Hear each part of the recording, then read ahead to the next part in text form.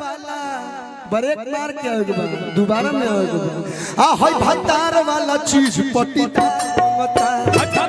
रंग लाला काई हलका लगावता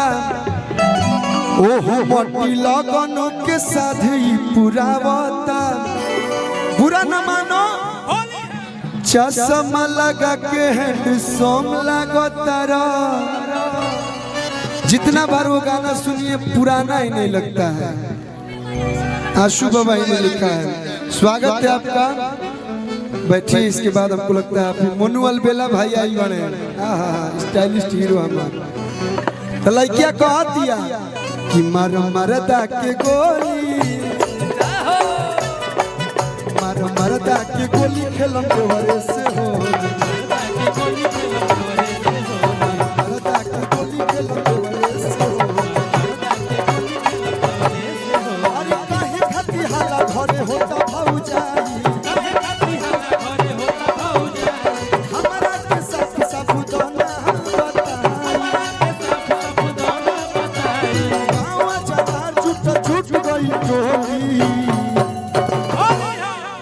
तो मरदा के गोली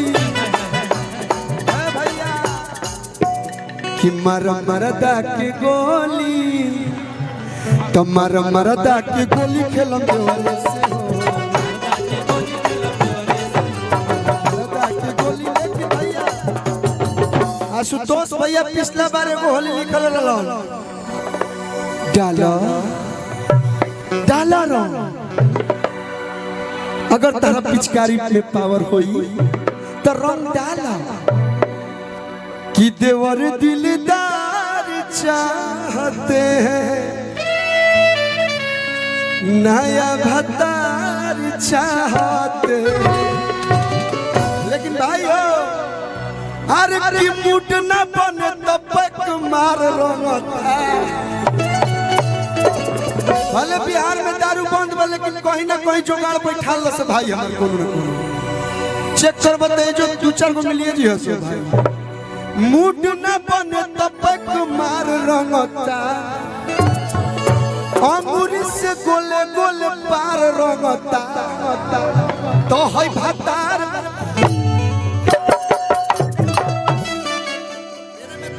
हेलो है भतार वाला ब्रेक मार के दोबारा में हाय भतार वाला चीज पटीदार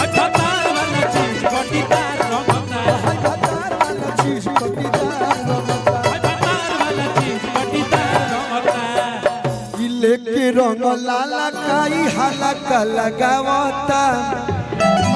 ओहो मटी लगन के साथ ही पुरावता बुरा न मानो बुरा न मानो अरे तो है खाजा के छोड़ के कसार रंगता शक्ति सोना एड़ी से कपार रंगता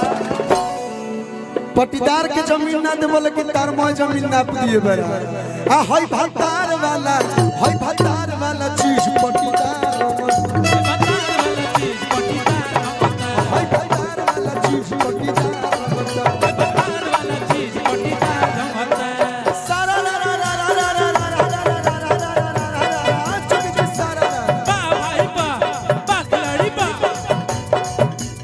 बड़ी इंसा प्रेमी बिचे वायरल भइल भौजी के दू बहिन दूनो कुआर अरे दूनो कुआर भौजी के दू बहिन दूनो कुआर आ एको तनी सुखल एगो बिना